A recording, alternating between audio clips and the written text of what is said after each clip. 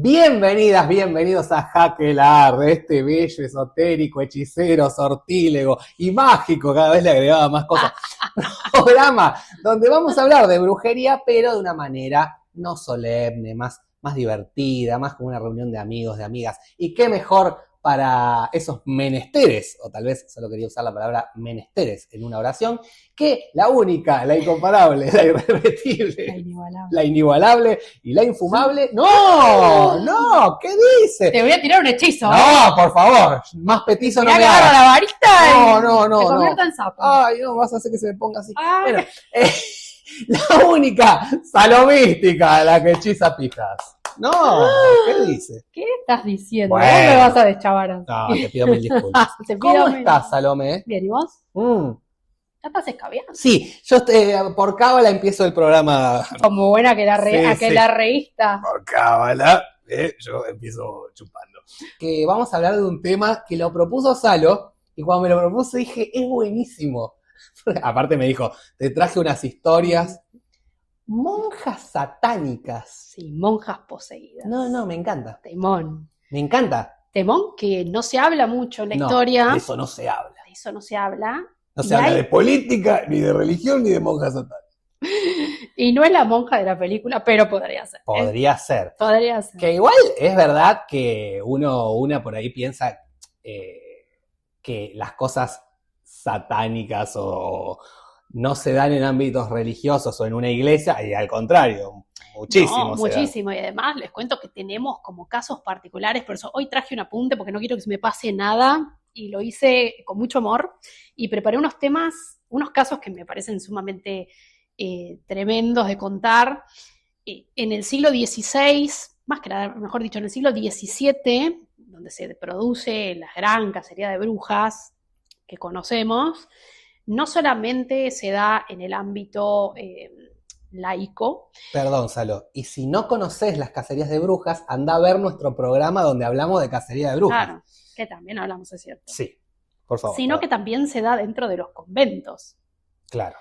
No necesariamente las casas de brujas como las conocemos, pero sí se van a dar situaciones. Encontramos a lo largo de la historia muchos casos en donde hay posesiones demoníacas, pactos con el demonio, etcétera, etcétera, que tienen mucha similitud con casos de las brujas que conocemos. También me parece que en esa época muchas familias, de hecho había, no en todos los países por supuesto, pero no me acuerdo si en España o en Francia o en qué país, por ejemplo, había no era una ley, pero era una costumbre de, por ejemplo, el primer hijo varón lo metían para ser sacerdote. Pero una de las costumbres familiares era mandar a una de tus hijas, aunque sea una, a hacer que sea monja. Entonces muchas de las chicas que estaban en el convento, no es porque habían elegido el llamado divino y habían dicho, ay, qué ganas que tengo, hoy tengo ganas de ser monja. No, era porque estaban un poco obligadas por la familia. Exactamente. Entonces, algunas de esas cosas que pasaban dentro del convento, era porque había gente también que no quería estar ahí. Totalmente. Decía, era una costumbre en esa época. Claro.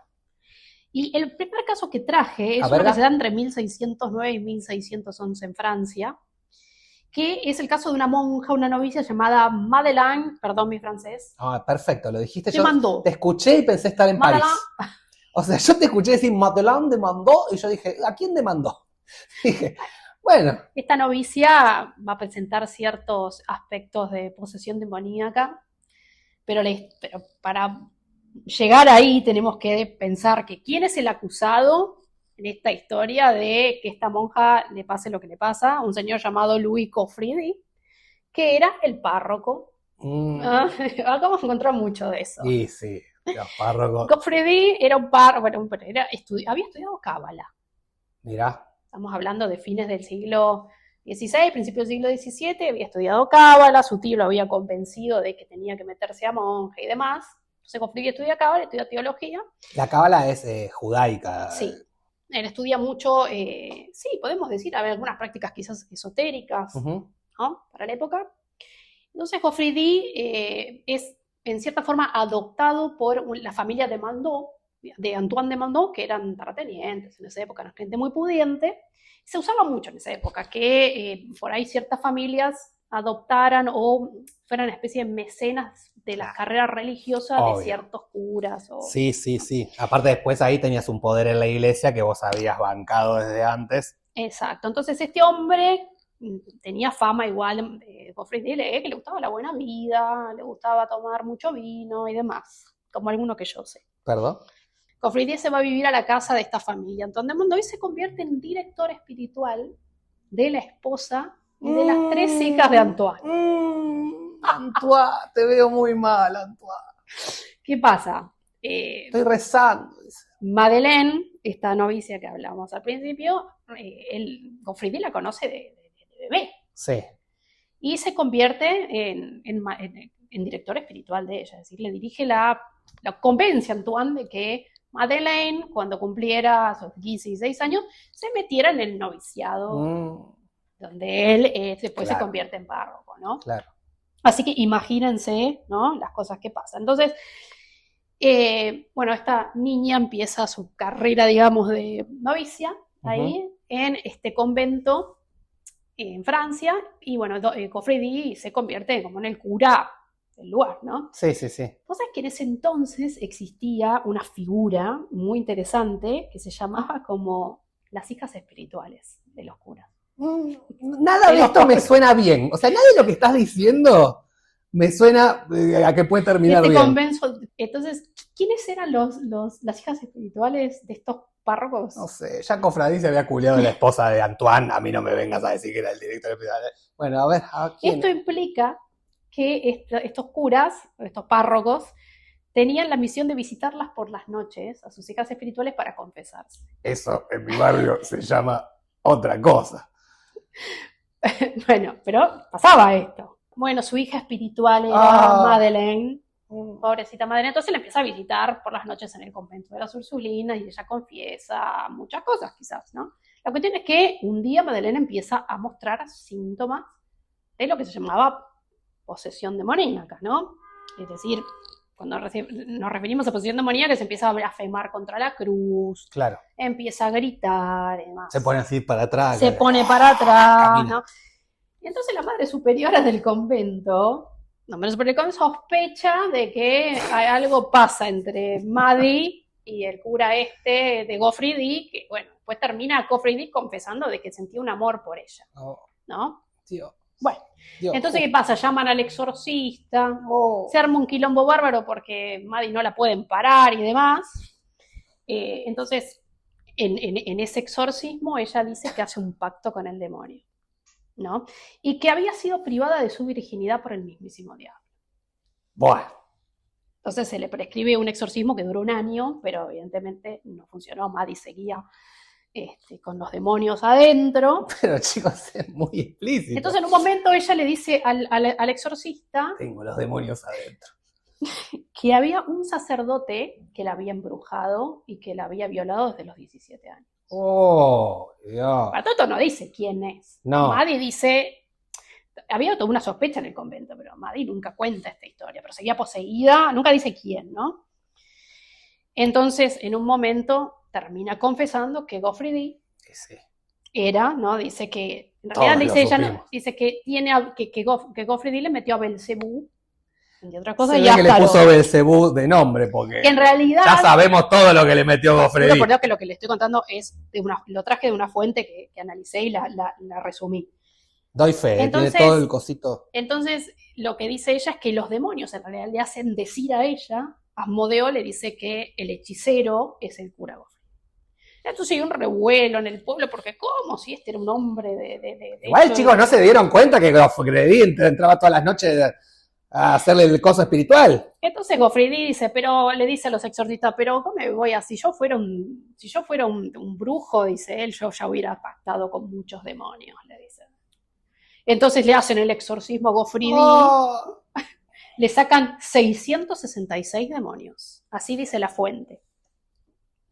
Entonces Maddie sigue contando que en realidad él era un caníbal, así dice Maddie. ¡No, cada peor! Era un hechicero. Que se la había comido, pero no sé si era un caníbal. La pobre monja totalmente poseída, entonces en un momento le dicen, bueno, usted en el juicio le dicen, cuente qué era lo que le hacía hacer este señor Goffrey. Ay, me da miedo esto, Salo. ¿Qué le hacía hacer Goffrey? Entonces, les cuento lo que transcribe la fuente. Ya pone así se ven los el zapatos. El hechicero, dice ella, ¿no? Que Goffrey la había llevado ¿sí? A la cueva de los buenos amigos. Bueno, ya ponerle a un lugar. Así se llamaba, la cueva de los Ahí. buenos amigos. Vamos a tomar algo a la cueva de los buenos amigos. A la cueva de los buenos amigos, que Gofridi le había llamado a la cueva de los buenos amigos, que le habían marcado el dedo con un punzón. Eso dice la fuente, y que ahí la desvirgaron. Que entonces, cuando fue desvirgada y clavada con un punzón, se le obligó a firmar unos documentos. Y ahí lo que muchos historiadores coincidimos en que la idea de pacto con el demonio tiene que ver con la firma de... Con la sangre. La sangre y la firma de un documento o de un libro, depende qué documento uno analiza en cuenta. Como el Fausto. Sí. Entonces, que dice que una vez que ella firmó, le hicieron princesa de la Aquelarre. Es raro, toda la Cito cueva. fuente textual, Sí. La cueva de los buenos amigos. La princesa de la Aquelarre la pincharon con un punzón. Y bueno, entonces se armó un quilombo bárbaro, ¿no? Entonces se empiezan a ir en careo entre Gofridi y ella. Bueno, terminan acusándolo a este hombre de hechicero. Entonces, en un momento, estos Chicos, pero de hechicero no, acúsenlo de violín, no era de hechicero.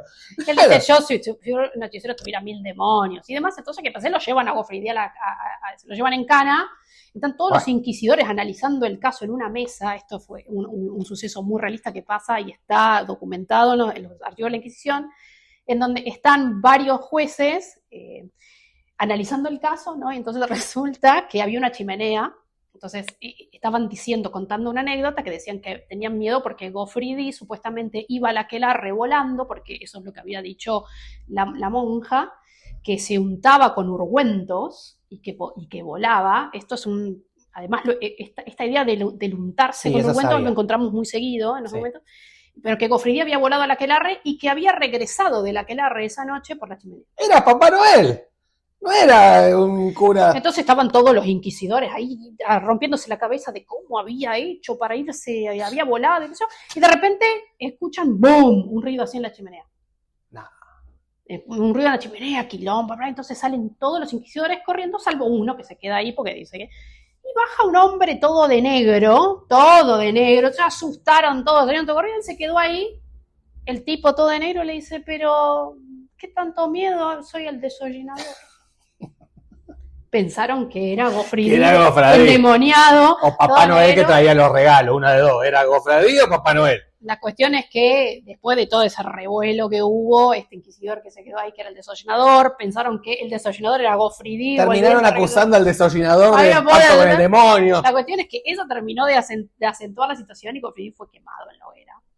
Por brujo. En esta no estoy tan disconforme de que lo hayan quemado a Gofridi, ¿Viste? Este es uno de los antecedentes que tenemos de un caso más grande que después lo va a documentar Adolf Huxley, que se llama Las posesas de Ludón, que después voy a hablar de eso. Dale. Pero como voy en un orden cronológico, empecé con este que es uno de los casos más famosos que tenemos, muy bien documentado, sobre esta pobre monja endemoniada que finalmente terminó diciendo, pobrecita, que la violaba. Sí, es que básicamente eso, por eso digo, o sea, en realidad no había ningún endemoniamiento, sino que había un abuso. Exactamente. Pero tenemos otro caso que es entre 1619 y 23, sí, y me voy ya a Italia, a la Toscana, al sur de Francia, me voy a Italia, más o menos para la misma época. En el convento de la Madre de Dios hay una abadesa llamada Benedetta Carini. Sí, que Benedetta empieza a tener visiones místicas, empieza a tener estigmas, ¿no? Los cositos. Y esto es muy interesante porque ella dice que es poseída por un espíritu masculino llamado Splenditello. Pensé que me iba a decir Gofradi y ya era como basta, señor. No, este espíritu que posee a Benedetta Splenditello era un espíritu masculino que ella dice que la posee y que, bueno, la hace tener relaciones con la otra hermana que se llama Bartolomea Crivelli. Entonces ese Splenditello me posee y me hace tener sexo con su colega, la otra monja. Y me filma. Exacto. Y lo sube a... Obviamente es condenada por la Inquisición y llevada a la cárcel, no la matan, muere, creo que a los 35 años, muere en la cárcel, pero bueno, ella todo el tiempo habla de estigmas y dice que es poseída, y en realidad lo que tenía era una relación lésbica con su amiga. No sabemos, los historiadores, si esto es algo que ella fue forzada, porque muchas veces las torturaban, pobrecitas y demás, obvio. Y aparte imaginémonos en esa época una abadesa, una abadía donde el silencio era todo, el retiro, no se podía ni uno reír, se podía hacer nada, tener una relación todo tan así, ¿no? Tan reprimido, y bueno, ella pobrecita tenía a lo mejor una relación, la tenía, lésbica, con su hermana, claro. Y nada, ella termina en el juicio diciendo que en realidad no era ella, fíjense, ¿no? Esto es muy interesante, cómo muchas veces para zafar de la tortura se culpa el mismo demonio o el mismo espíritu para decir, no soy yo, sino es algo que me posee, ¿no? Sí, básicamente fue condenada por un vínculo amoroso. Exactamente. Y bueno, y ella dice, es Splenditello, no soy yo. Ese demonio Splenditello. Bien el nombre que le puso. Splenditello. Que le podría haber puesto Pepe. No, Splenditello. A mí si me posee un demonio que se llama Splenditello, yo me dejo hacer. Aparte justo Splenditello. Justo. Splenditello. ¿Dónde vamos? Vamos al Splenditello. Es un buen nombre para un telo, boluda. Sí, Splenditello. Splenditello. Lo voy a armar, era como un ángel, decía ella. Wow. Abadesa, ángel, demonio, no sabemos, pero la cuestión es que Splenditello era un demonio masculino aparte. Sí, sí. Y es interesante porque ahí tenemos también la idea de que existen espíritus femeninos y masculinos ya en la percepción de esa época, ¿no? Claro. Y después hay otro caso interesante que es en 1628 en Madrid, me voy a Madrid ahora, España, que es el convento de San Plácido en Madrid, se puede visitar hasta el día de hoy. Ahí hubo una posesión de 25 monjas. Pero incluida la Madre Superior. Pues es como un combo de... Por 50 centavos te agrandamos en la monja. Tremendo. Sí. Una de estas monjas, dice la fuente, comenzó a hablar en lenguas y hacer gestos obscenos frente a los objetos religiosos, se pasaba la cruz, demás. Entonces es como que, bueno, ahí aparece un confesor que era el que hace el exorcismo y demás.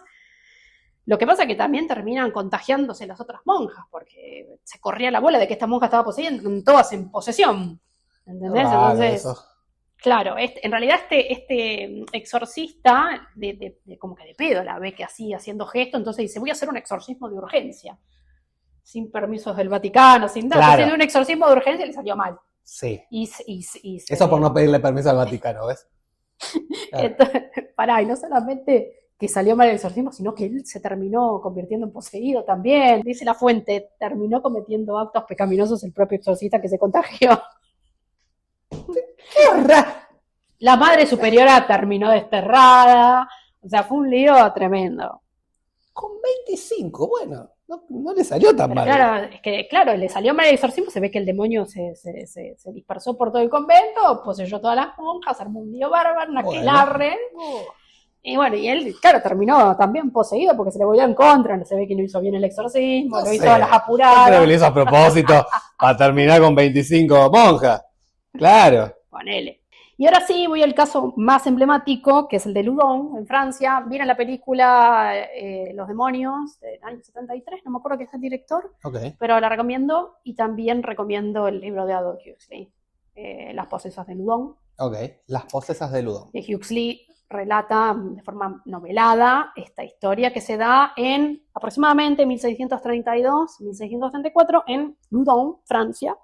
Y el personaje principal, digamos, son dos, digamos que es Juana de los Ángeles, Sor Juana de los Ángeles, y el cura Urbain Grandier, que fue uno de los esoteristas y satanistas más grosos e importantes que tenemos en la historia moderna. Pero bueno, Juana de los Ángeles con otras 17, 18 monjas van a ser 25, 17, 18, nunca la monogamia. Bueno, de Grandier es un personaje que además está estudiado, se dicen muchas cosas. Primero que tenía muchos enemigos dentro del ámbito eclesiástico, entre ellos era enemigo del cardenal Richelieu, que no es poco. No, tremendo el cardenal. Y esto es un datazo que sea enemigo de Richelieu. Sí. Porque él, entre otras cosas, gobernaba Richelieu, sí, por supuesto. Se oponía a la demolición, por ejemplo, del convento de Loudun, y Richelieu lo que demole, entre otras cosas, y él era como enemigo del tipo que prácticamente gobernaba Francia, porque no era Luis Sí, XIII, era no, el Richelieu. cardenal Richelieu. Sí, gobernaba Francia. Mazarino, Mazarino después, claro. claro, pero Richelieu era en ese entonces, el cardenal tenía un poder. Entonces, Sí. Urban Grandier era enemigo, entre otras cosas, de estos tipos de poder, ¿no? Entonces, esa es el monje o el cura, vamos a decirlo así, el confesor de estas monjas en el convento de Loudun, y este sí es un tipo que en cierta forma va a admitir que tuvo relaciones con muchas de las monjas, solía oficiar misas negras también, ¿no? Entonces, y de allí, de hecho, tuvo relaciones, nada más y nada menos, con la hija del fiscal del rey, que era monja del convento, a la que se dicen las fuentes, dejó embarazada. Imagínate la historia. Porque un forro ni en pedo, ¿eh? Pero bueno, la historia, digamos, de estas 17 monjas, que además se dice la posesión fue masiva, empezaron a levitar, hubo varias cosas, ¿no?, que pasaron. Dicen que Juana de los Ángeles, la principal protagonista, digamos, de hecho, la novela de la historia, de hecho está muy bien retratada en la película esta, una escena muy tétrica donde se le da vuelta la cabeza, la monja, buen personaje. Ella dice que supuestamente Grandier había lanzado un hechizo en el convento echando una rosa roja. Era Sandro. Y echaba la rosa roja. La rosa, por medio de las rosas, él había lanzado un hechizo a las monjas. Bueno, supuestamente hay algunos historiadores que dicen que ella estaba muy enamorada de Grandier y era un amor no correspondido. O sea, él no quería. No la correspondía a ella como ella supuestamente. Y no, pero estaba con las otras 16.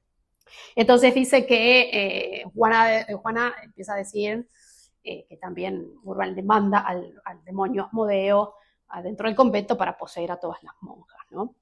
Obviamente que Grandier además citaba a las monjas y hacían misas negras con ellas, rituales satánicos, se las violaba, bueno, todo lo que...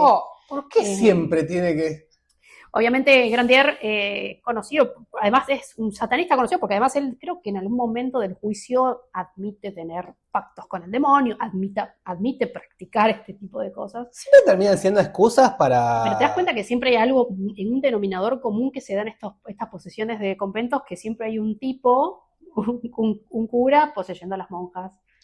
Bueno, la cuestión es que Juana de los Ángeles termina siendo exorcizada, logra salir, después Grandier es quemado vivo en la hoguera. Esto también es un dato no menor. Bueno, bien, igual, en esto banco. Ser quemado vivo era la pena máxima. Generalmente en muchos casos así se quemaban lo que llamaba en estatua o en esfinge, que era quemar... ¿Cómo es eso? Quemar en estatua era cuando, en los documentos, es cuando una persona ya estaba muerta y se la quemaba. Ok. Pero ser quemado vivo era porque realmente estabas muy jugado. Claro. Y Urban Grandier es quemado vivo por satanista y demás, ¿no? Pero ¿qué pasa con Juana de los Ángeles? Sobrevive y es exorcizada, bueno, ella después hace una vida, se convierte en una especie de celebridad en la Francia de Luis XIII después. Todo el mundo quería conocer a Juana porque había sido una especie de mártir que había sobrevivido al demonio de Grandier, ¿no? Ok. De hecho, Juana se vuelve, algunos historiadores dicen que ella tiene como una especie de post-traumático. Estrés post-traumático. Y tiene un embarazo psicológico, mi amor, empieza a tener como síntomas de hinchazón, náuseas. Entonces ella creía que había sido embarazada por Grandier, pero después nada de eso sucedió. Después vino otro exorcista que le intentó exorcitar de nuevo y terminó él poseído, el exorcista. ¡Oh! Pero... Se contagió el demonio, porque pasaba eso, ¿no? Se le metió el demonio adentro. Sí. Pero bueno, Juana, como decimos, fue hasta recibida por Richelieu. Fue recibida por Richelieu y por Luis XIII. No sabemos si Juana de los Ángeles fue usada por Richelieu. Hay algunos historiadores que dicen que podría haber sido manipulada por el mismo cardenal para llevarse puesto a Grandier. A su enemigo. Sí. Bueno, claro. Ahí empiezan las teorías, esto como claro. la bruja de Salem. Sí. ¿Qué pasaba ahí? O sea, bueno, perdón, dale, seguí, porque me iba y te cuento un dato que yo no lo sabía, pero bueno, Juana fue tan celebridad que cuando Luis XIV nace, el Rey Sol, es envuelto en una manta de sangre de Juana de los Ángeles como símbolo de protección contra los demonios, porque ya supuestamente Juana es conocida por haber sobrevivido y resistido a los embates del demonio. Así Wow. que, y otro dato de color también que es muy, muy interesante, que cuando ella muere, el convento de Ludón hoy fue demolido, ¿no? Pero su cabeza permaneció exhibida, ¿La de ella? momificada, al lado de un cuadro de un exorcismo, de un demonio. Oh, Y que el demonio era Bedmont, que Bedmont era un demonio que era mitad elefante, mitad... Pero la cabeza de Juana permaneció hasta 1772, 73, que se demolió el convento, permaneció puesta en exhibición al lado del... Después cuando se demolió el convento desapareció tanto el cuadro como la cabeza, nunca más se supo qué pasó. oh, me gusta ese final. Ese finalazo, ¿viste? Claro. Pero bueno, siempre la pregunta que nos dejamos es si Juana fue, o si, pobrecitas estas monjas, que el demonio era un vehículo de manipulación muchas veces. Y ahí hay dos opciones. O sea, en este caso, obviamente que las posesiones, bueno, cada una puede creer o no. Para mí esas cosas pueden existir, por supuesto. Pero digo, me parece que en estos casos que contaste justo de sacerdotes, eran medio excusas para hacer otras cosas. Totalmente. Por eso digo que no está tan mal, o sea, no me siento tan mal de que los hayan prendido fuego. Sí es verdad lo que dijiste al final, que ahí me hiciste como pensar un poco también, que si no habrá sido Richelieu utilizando para... Las influencias para llevarse puesto a Grandier, y no sabemos Grandier por qué. Bueno, si uno estudia la vida de Grandier, era un personaje muy polémico. La verdad que no era un tipo que hacía honor a la iglesia. Claro, bueno, entonces... Era un hereje de aquello, pero de todas maneras... Sí, Richelieu tampoco era... ningún santo, claro. Y además sabemos que había muchos urban grandiers. Sí. En las brujas de Salem también se dice que en realidad no es tanto que se usó a las niñas como para señalar a las diferentes familias por el conflicto por las tierras que existía en esa época. Estamos hablando 1692, época donde el puritanismo estaba muy, muy fuerte y donde los grandes terratenientes, las grandes familias puritanas se disputaban la tierra. Entonces, hay dos teorías. Una dicen que habían consumido el hongo de cornezuelo, que tiene propiedades del LSD, que las hacía alucinar. Uh-huh. Y bueno, y otra es que se disputaban las familias. Pero lo que nosotros creemos también en muchos de estos casos, tengo dos cortitos más para contarte, es que, bueno, hay algo de la sexualidad y la histeria que después, siglos después, Freud descubrió que podemos tranquilamente trasladarlo a estos casos de estas mujeres, ¿no? Sí. Me pasa un poco eso, ¿viste? Cuando justo en estos casos donde me decís que el sacerdote casualmente terminaba poseído y participando de esos ritos, me da a pensar que el tipo sabía bastante lo que hacía. Y que todas estas cuestiones de la demonización, primero la demonización de las mujeres, ¿no? Primero la demonización del placer. Sí, eso. Vamos por ahí. De cualquier tipo de placer, obviamente, sobre todo femenino, pero la demonización del placer me parece tremenda y me parece que hasta el día de hoy sigue existiendo la puta demonización del placer, como si gozar fuera algo de Satanás o del demonio. Si es así, quiero vivir en el infierno. Sí. Pero me parece que se utiliza mucho. Y sí, obviamente, el placer femenino, muchísimo más. Sí, tal cual. Y bueno, me voy a cruzar el océano un poquito para contar también. ¿Nadando o en barco? Volando en mi escoba. Claro. Que hay un caso que es de 1674 que se da en Trujillo, Perú. Ay, mira. Nosotros también tenemos en América monjas poseídas, en el convento de Santa Clara. Me gusta. Hay dos, que son Sor Luisa Benítez y Sor Ana Núñez, que son las dos, digamos, principales que lideran, digamos, una posesión colectiva de monjas. Adivina quién era el culpable. Ay, no, ya no sé. Para, imagínate, estamos en América. El virrey. No. Cristóbal Colón. ¿Te la digo? Aparte 1600. Bueno, sí, decime. Un curandero indígena. Oh. Siempre hay un tipo metido. Un tipo, pero en este caso era indígena. Sí, obvio, claro, tenía que ser indígena. Bueno, las monjas se empezaron a convulsionar, levitaban, volaban. Chicas. Sí, empezaban, bueno, se acusó a un indio curandero que había ido a hacer la curación de una monja, y bueno, que supuestamente el indio no sabía. Y encima el indio quiso curar a la monja justo le agarró un ataque de epilepsia, la espumita, y lo acusaron. Pero hay otra teoría que dice que había una falsa monja que se había infiltrado. Me encantan las falsas monjas. Se había infiltrado, se había hecho pasar por novicia para meterse y acusar a todas de brujas porque habían acusado a su propia madre de bruja. Entonces ella para como vengarse, me encanta esa Plot teoría, como una historia de venganza. para vengarse ella se hace pasar por novicia y arma todo un quilombo en el convento para justamente... Para, ¿eso no se hizo argumento de una película o algo así? Puede Porque es ser. buenísimo. Eso puede ser, Me pero encanta, bueno, es o sea un que gran plot twist vos- y se da en Perú. Claro, pero está buenísimo que vos veas cómo de pronto empieza a haber posesiones o lo que sea y después te terminás dando cuenta que es un plan de una de las monjas para vengarse de todas las demás que acusaron de bruja a su madre. Es buenísimo. Es tremendo. Me encanta. Eso para el final de una película es... Por eso te digo Chicos, que si Andy no hicieron- Muschietti, por favor, Sí, si no hicieron una película con eso, Phase la verdad, One, el final de la monja nueva, Sí. tendón, dale. por favor. Y después un caso que ya es tardío y es el último que traigo, que se da en Alemania, que es famoso caso también, muy documentado, que es el de Renata Singer, que es una monja, en Baviera se da esto, Sí. en el convento de Untensel, perdón mi alemán, pero bueno, Renata es acusada de posesión demoníaca, pero por varias cuestiones, también probablemente porque haya sido abusada, pero además porque cuando se la llevan presa encuentran que ella hacía brujerías, que había ungüentos en su celda.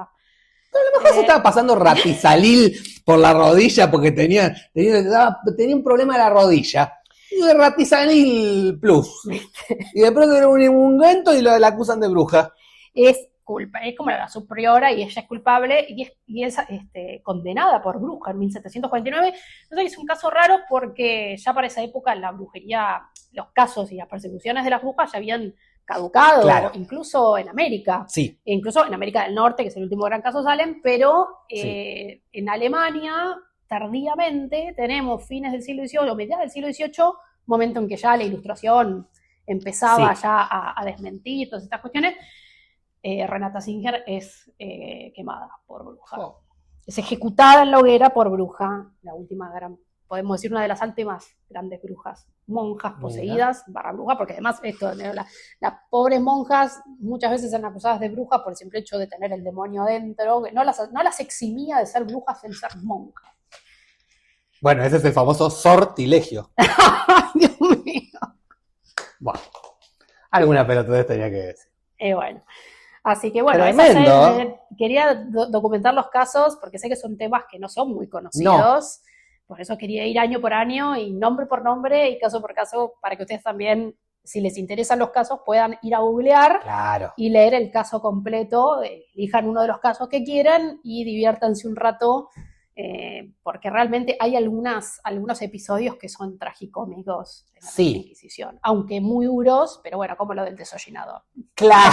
Episodio surrealista del desollinador que pensaron que era el demonio y Ay, que era Gofridi el gordo que estaba limpiando la chimenea por dentro y se había quedado ahí, gordo. esas inquisiciones salieron corriendo, porque tenían miedo de infectarse y además tenían miedo de que bajara Gofridi. Claro. Y era el Y desollinador. era el negro, Decían, no le pagaron porque se fueron todos corriendo. Y todo- El desollinador quedó. Claro, pero ¿Quién imagínate- me va a pagar? El desollinador todo de negro era la figura más demoníaca que te vas a... No, claro. Esto, aunque no lo crean, chicos, sucedió en la historia. Sucedió. Como tantas cosas que son medias ridículas, pero que sucedieron. Sí. Y además es verdad lo que vos decís, tienen una mezcla de cosas que te podés reír, pero en el medio también hay un abuso y en el medio también hay una... Entonces hay como cosas como que se terminan convirtiendo en tragicómicas. Sí. Y que las queremos contar y visibilizar porque además de que son casos apasionantes, no se habla mucho ni de Renata Singer, no se habla mucho de Madeleine, y son casos que, bueno, que son mujeres también que perecieron por gozar muchas veces, Me re quedo con eso. y por ser violadas, pobrecitas también, o sea, ni siquiera pudieron Bueno, la reivindicarse. Juana de los Ángeles pudo reivindicarse, Sí. En el caso de Ludón, No, pero la que tenía este vínculo con su compañera también es como, Oh, básicamente fue... la de Splenditello. Sí, esa me encanta. El Splenditello. demonio Yo voy a poner ese telo. Splenditello. En el medio de la ruta. Y... Splenditello. Igual no me gustan los telos, no soy telero. No sos telero, No, pero bueno. No. Splenditello, un demonio, un ángel masculino poseyéndola Sí. para tener Y sexo termina con su siendo condenada por haber tenido un amor con su compañero. con su compañero. Eso me da bronca. Pero Bueno, lo hay. está bien. Bueno, la verdad, te voy a felicitar por el programa de hoy porque básicamente lo hiciste vos con tu investigación. Yo les voy a mostrar, me trajo todo escrito, mirá. Ya escribí Mirá, todo, porque a mí me mirá gusta escribir. No, pero Seleccioné todo. aparte los cambios de Sí. color, no, una cosa maravillosa. Este programa yo no lo cobro. Ninguno no cobra nada acá, pero bueno, en algún momento. ¿Saben qué? Para que si capaz en algún momento cobremos algo, comenten, pongan, uy, qué bien que estuvo esta historia, me gustó esto, me gustó lo otro. Hablen de esto, cuéntenos también de qué les gustaría que hablemos, que tenga que ver con brujería. No nos pida que hablemos del Mundial 86. No, pero podemos hablar de brujería en los mundiales. Brujería en los mundiales era buena. Bueno, ya se nos pasó. Sí, ya se pasó. Bueno, pero muy interesante, la verdad, todas las historias. Sí, y aparte, la verdad, no conocía ninguna. No, porque bueno, por eso es un tema que a mí me parece que está bueno tocar, porque en definitiva no deja de ser parte de este aquelarre, todas estas historias, de mujeres que además dicen ser monjas que asisten a un aquelarre. Muy interesante. Está buenísimo, sí. Y eso incluso hace que todo esto sea mucho más inclusivo. No nos centramos solamente en la historia de las brujas, sino también de las monjas. Y con esto nos despedimos, salvo que tengas algo más que agregar. Amén. ¡Ay, me encanta! Todos religiosos, ahora somos todos religiosos. Bueno, nos vemos en el próximo programa de Aquelarre. Adiós.